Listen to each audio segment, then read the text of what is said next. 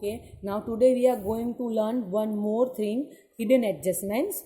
I know that we are doing without adjustment question, but you know what is hidden adjustment? वो balance sheet के नीचे नहीं होती है, वो बैलेंस शीट के अंदर होती है, इसीलिए ये टॉपिक को हम विदाउट एडजस्टमेंट में ही कवर करेंगे, right?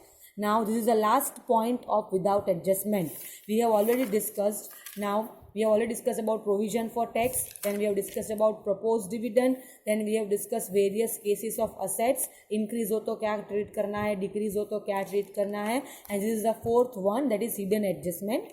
Now see, hidden adjustment regarding interest on debenture or loan or public deposits, because ये सारे आपके borrowings है, और बोरोइंग्स या डिबेंचर हो सकता है, या लोन हो सकता है, या पब्लिक डिपॉजिट्स हो सकता है. Now how it is hidden adjustments? See, suppose this is a balance sheet given to you and in that you have been given long term borrowings, और उसके अंदर आपको 12% डिबेंचर्स दिया गया है.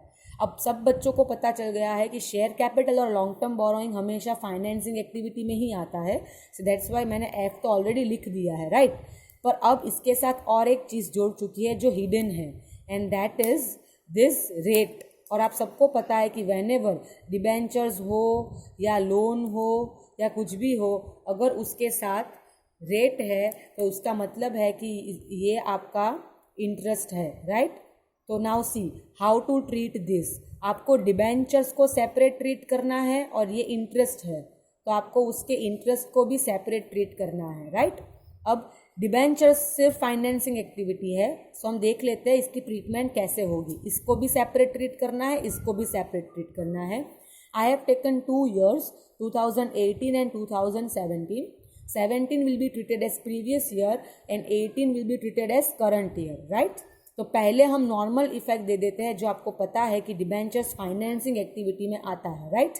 अब always you have to check for previous year first. So previous year में 10 lakhs और करंट ईयर में 12 lakhs, तो I can say that it is increasing, right? तो कितना इंक्रीज हुआ? 2 lakhs. तो डिबेंचर्स कब इंक्रीज होते हैं? अगर आप इश्यू कर रहे हो तो ही वो इंक्रीज होंगे ना, लोग खरीदेंगे, मतलब कंपनी के पास पैसे आएंगे. सो आपको ये जो 2 lakhs है उसकी क्या इफेक्ट देनी है, और ये फाइनेंसिंग एक्टिविटी में आएगा, और बढ़ रहा है मतलब प्लस होगा. सो फाइनेंसिंग एक्टिविटी में आप प्लस करके क्या लिखोगे? Issue of debentures 2 lakhs. इतना हो गया, राइट? अब इसकी ट्रीटमेंट करनी है. अब ये 12% क्या है? Interest, right? अब कहीं पे लिखा नहीं है कि आपको डिबेंचर पे इंटरेस्ट पे करना है, इसीलिए ये हिडन एडजस्टमेंट है. कहीं पे लिखा नहीं है, फिर भी हमें ये 12% को कंसीडर करना पड़ेगा. अब 12% किसका पर? 10 lakhs का ले या 12 lakhs का ले, कोई भी इंटरेस्ट आप जब भी कैलकुलेट करो वो हमेशा ओपनिंग बैलेंस पे कैलकुलेट होता है. क्योंकि देखो ये 17 प्रीवियस ईयर है, पर 18 के लिए तो ये ओपनिंग है और ये क्लोजिंग रहेगा, राइट? इसीलिए 2018 अप्रैल, ये 17 अप्रैल में आएगा और ये 18 मार्च में आएगा, राइट? इसलिए 2017 वाला ईयर 18 के लिए तो ओपनिंग ही कहलाएगा. इसीलिए हमेशा इंटरेस्ट आपको ओपनिंग बैलेंस पे ही लगाना है, मतलब प्रीवियस ईयर वाली बैलेंस पे ही लगाना है. अगेन आई एम रिपीटिंग, ये डिबेंचर की 2 लाख की ट्रीटमेंट अलग करनी है और इंटरेस्ट की ट्रीटमेंट अलग करनी है. तो हमने ऑलरेडी इसकी ट्रीटमेंट कर दी कि 10 में से 12 लाख हो गए, मतलब 2 लाख इंक्रीज हो रहे हैं, मतलब वो फाइनेंसिंग एक्टिविटी में आएगा as a increase of debentures 2 lakhs, right? अब हम 12% की बात करते हैं. Interest, it is called interest on debentures. और अब आपको याद हो तो इंटरेस्ट ऑन डिबेंचर्स आपका डिविडेंड की तरह है. डिविडेंड को कैसे आप ऑपरेटिंग में भी लेते हो और फाइनेंसिंग में भी लेते हो, same way interest on debentures. If you see आपके फॉर्मेट में, तो इंटरेस्ट ऑन डिबेंचर्स आप ऑपरेटिंग एक्टिविटी में नॉन ऑपरेटिंग एक्सपेंस में यहाँ इंटरेस्ट ऑन बोरोइंग्स को क्या करते हैं हम? ऐड, और वही इंटरेस्ट को हम फाइनेंसिंग एक्टिविटी में जाके payment of interest on borrowing minus करते हैं, सेम अमाउंट, राइट? तो सेम वे में आपको 12% इंटरेस्ट है जो वो उसको आपको फाइनेंसिंग एक्टिविटी में माइनस भी करना है as a interest on debenture paid, और ऑपरेटिंग एक्टिविटी में वो सेम इंटरेस्ट को वापस क्या करना है? प्लस करना है, लाइक डिविडेंड. कैसे डिविडेंड प्लस भी होता है और माइनस भी होता है, same amount, same way, right? So अब बात करते हैं कि हमें कैलकुलेट किस पे करना है. ऑलवेज आपको इसको ओपनिंग बैलेंस पे तो कैलकुलेट कर ही देना है, क्योंकि ओपनिंग प्रीवियस ईयर वो करंट ईयर के लिए ओपनिंग होता है। सो हम सिर्फ 10 lakhs पे ही इंटरेस्ट ऑन डिबेंचर्स देंगे। जो नए ये 2 लाख वाले आए हैं, ऐसा मानना है कि वो एंड में आए हैं 2 लाख, इसीलिए इस पे इंटरेस्ट नहीं लगेगा। हम सिर्फ 10 lakhs पे इंटरेस्ट लगाएंगे ओपनिंग बैलेंस पे ऑलवेज, राइट। सो यहाँ पे इंटरेस्ट ऑन डिबेंचर्स 10 lakhs का 12% 1,20,000, और फाइनेंसिंग एक्टिविटी में वो माइनस होगा क्योंकि पे करना है, पैसा जाता है, तो फाइनेंसिंग एक्टिविटी में माइनस होगा, इसलिए मैंने ब्रैकेट में लिखा है।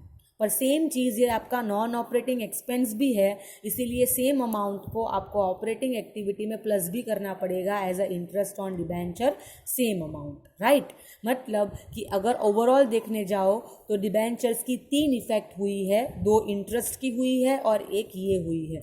ऑलवेज अगर परसेंटेज नहीं दिए है तो सिर्फ एक ही इफेक्ट आएगी, ये वाली, राइट। पर परसेंटेज दिए होंगे तो ऐसे 3 इफेक्ट्स आएगी, ये वाली तो आएगी ही मेन अमाउंट वाली, और बाकी की 2 आपकी इंटरेस्ट वाली आएगी, राइट। अब ऐसा नहीं है कि इंक्रीज हुआ है इसीलिए इंटरेस्ट देना है। Suppose let's take an example कि यहाँ पे आपका 10 lakhs है और यहाँ पे आपका 12 lakhs है, तो अगर देखने जाओ तो अब आपका डिक्रीज हो रहा है, राइट, क्योंकि 12 lakhs में से 10 lakhs हो गया, तो यहाँ पे इश्यू नहीं आएगा और ये प्लस नहीं होगा, माइनस होगा। और क्या लिखना है, रिडेम्पशन ऑफ डिबेंचर्स, पैसे गए तो ही आपका कम हुआ है ना, और -2 lakhs आएगा, राइट। तो इतना फर्क होगा, बढ़ेगा तो इश्यू होगा, कम होगा तो रिडेम्पशन ट्रीट होगा।